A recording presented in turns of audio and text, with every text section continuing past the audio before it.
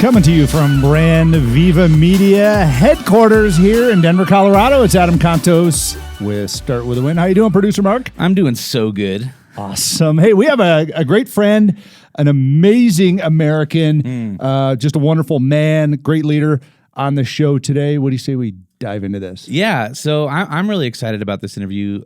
We have Sergeant Major Kyle Lamb on the show today. And if you don't know, he spent over 21 years in the United States Army, with 15 years of that time with the Delta Force. So that's a big deal, okay? The Delta Force is like the cream of the crop. You know, it's like when you're making butter and then all the good stuff rises to the top there, you take that off so you can really savor it. That's the Delta Force, okay? He has participated in many conflicts, including Desert Storm, Bosnia, Iraq, as well as in the battle made famous by the movie, which you guys maybe have seen, Black Hawk Down. So, hey, Sergeant Major Kyle Lamb, welcome to Start With a Win. Good morning, thanks brother. for having me. I was up dancing when that music was awesome, and then you said something about cream floating to the top, and that's not Then you the got only hungry? thing that floats to the top. I squeaked through there somehow. I don't know about that after seeing your history and knowing you, and I'll tell you what, you are an incredible human being, a great leader, and it's so cool to have you on because and I'm really excited to talk about leadership with a true leader and somebody who carries the torch of leadership. So I just want to say thank you for being on the show and welcome. Thanks for having me. You bet. So let's dig in here, and you have an amazing book, Leadership in the Shadows. You've got multiple books out, correct? Yep. So, but I want to start with a question, just about your history. Why did you join the military, and why did you decide to take the journey that you did in that? I joined the military because I grew up in South Dakota, and my choices there were, I had two of them. I could be an alcoholic or a farmer, and you could actually cross-train and be a farmer who was an alcoholic. Not a lot of, there wasn't really much that I wanted to do there. I loved horses. I loved all of that side of things, but I wasn't much for sitting on a tractor. I always aspired to do something adventurous, and I rodeoed as I was growing up. I did other things, and I thought, well, I can't be a pro rodeo bull rider because I suck. So maybe I could, what else could I do that would be somewhat adventurous and get me out of Willow Lake, South Dakota? I joined the military.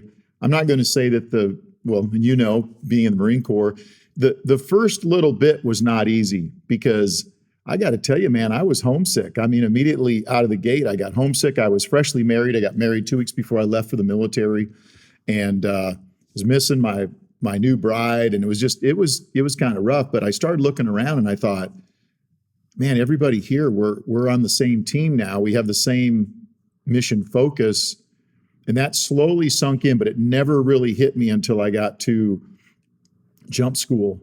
And I met my first black hat, and they come out, and they were the most squared away sergeants that I'd ever seen. I mean, my drill sergeants, they were squared away too, but not like the black hats, the instructors at Airborne School at Fort Benning. And at that point, I knew that I was where I needed to be because they inspired me. I wanted to do whatever I could to impress them, to be part of that team and continue. So from that point on, I got to tell you, for the next 20 years, I enjoyed, that doesn't mean there weren't some tough times, but I really enjoyed what I did because I found my tribe. So I made the walk for Special Forces Assessment and Selection. And once I did that and got into 5th Special Forces Group, went to Desert Shield, Desert Storm with them, I came back and I was impressed with their capabilities, but I knew that there was more. And everybody told me I couldn't make it into the unit because I was too young. So I went and tried out, and I guess they had to meet the young, dumb guy quota, and I snuck through and made it there in the fall of 1991, and I never looked back after that. How did you find yourself making leadership in your life? I mean, what started that process, and what caught your eye about it and caused you to progress it? Or was it, some of this not noticing but doing? Or, I mean, take me through that process. Yeah, I don't talk too much about this. Just it really never really comes up. But I was the guy that in our school won the Hugh O'Brien Leadership thing and I went to that. And to be honest with you, I don't remember a lot about what we did. All I know is I was with other like-minded kids. And what I mean by like-minded was I never, ever took no for an answer. Well, you can't do that. Well, why can't I do it? I can do it. I can do anything I set my mind to do. I mean, I may not do it as good as some other person, but I can definitely do it. So that was one thing. The other thing that really helped me was I was involved from a young age in organizations. So I was in church, which, that's a good step there. But then probably what helped me even more was being in 4-H. So in 4-H, what did I do? I showed horses and I did some other stuff too, but horses were the big thing and rodeoed with them.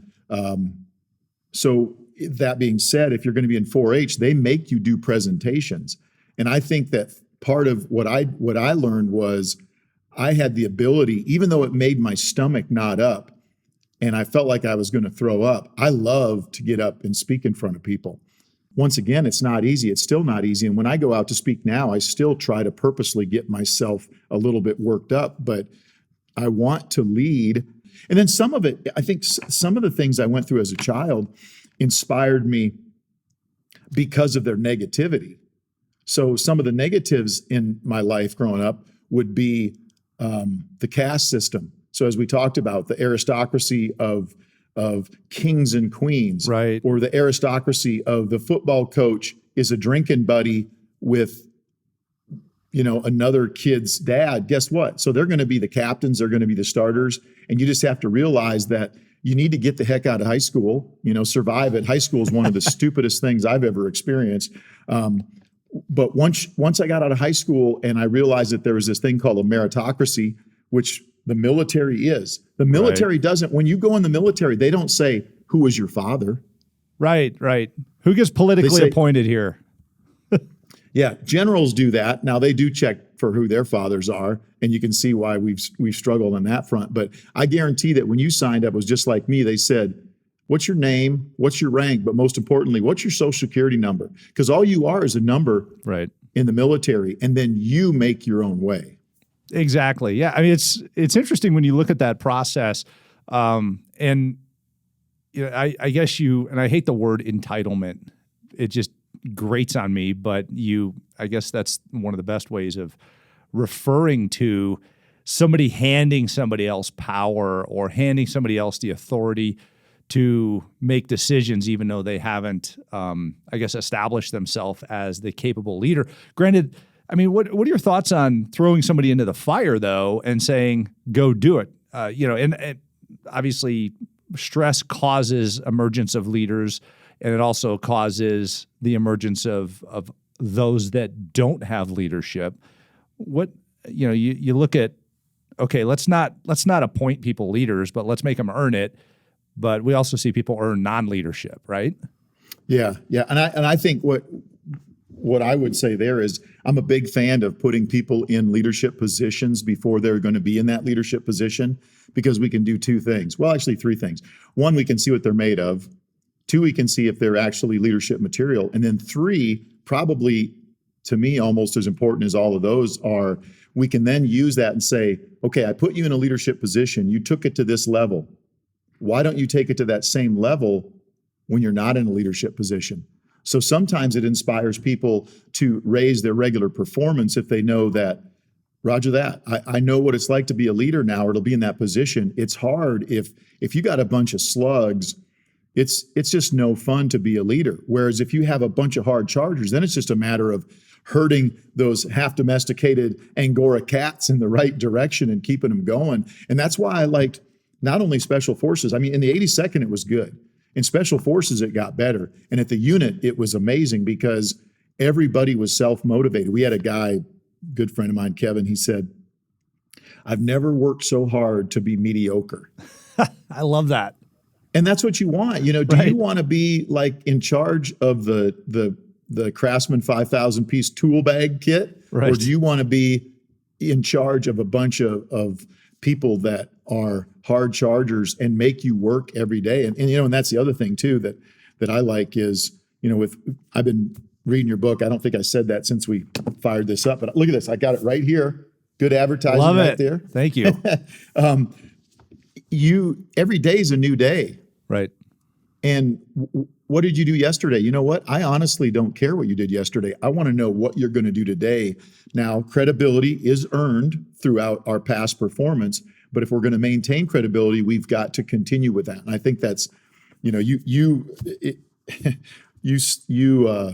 used some terms that I haven't used, and I really like that because overall, your thought processes are very similar to mine. And one of the things I said before we got going on this podcast was you used the term mission, and mission is super important to me. And it's not just one, some people get offended by military terminology. Right. And what I'd say to those people that get offended by that, I'd say, well, it's too bad that you'll never be a great leader, because the best way to be a great leader is to pull great leadership ideas and ways from everybody, every single person. Hey, I didn't agree with Genghis Khan, what he did, but then I agreed with what Genghis Khan did. You see what I'm saying? Like, we can draw something from Genghis Khan. I'm not a big fan of Abraham Lincoln, but doggone, Abraham Lincoln was a great leader.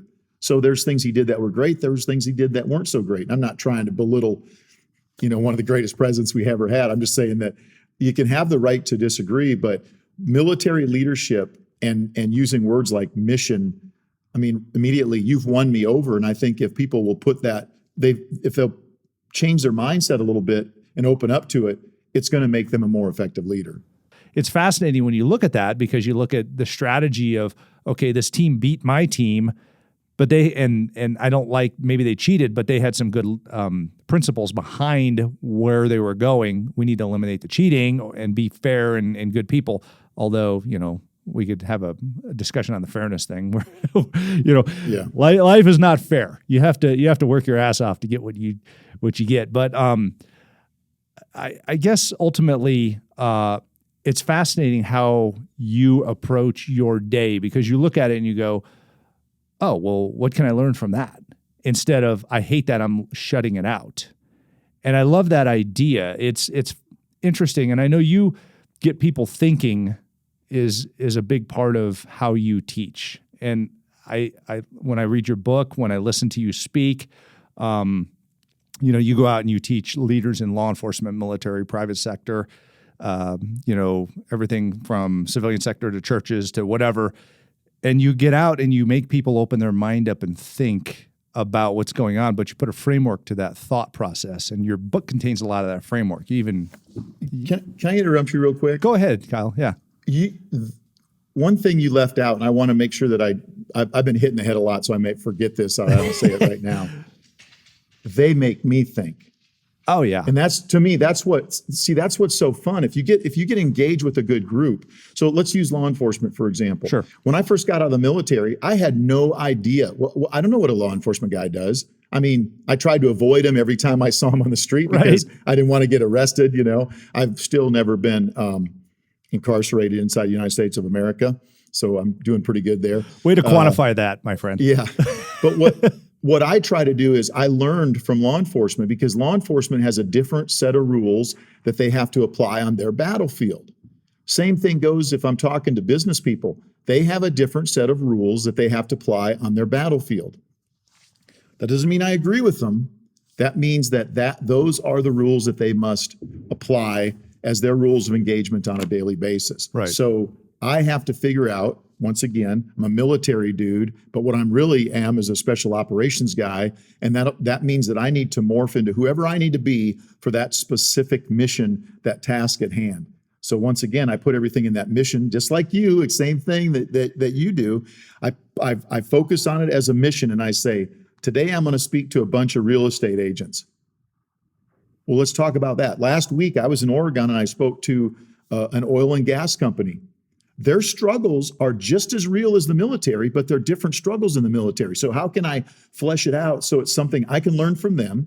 And then I can say, okay, here's how I apply the military decision-making model, which I try to hack down and make it just a bottom-up planning session, because we can get everybody in the same room there, same thing. And then what can we take away from that? So once again, I like, and I know you do the same thing, because I read it almost every page, is how you've learned from other people. Man, that's awesome. If you think you're just born with leadership, man, I feel bad for you, because you're, like the guy that's the smartest dude in the room. He's probably in an empty room, I guess. All right, we're going to pause the conversation right there. This has just been amazing. It's been gold. But we've reached the end of our episode, so make sure that you subscribe so you get notified next week when part 2 comes out. We'll see you next time.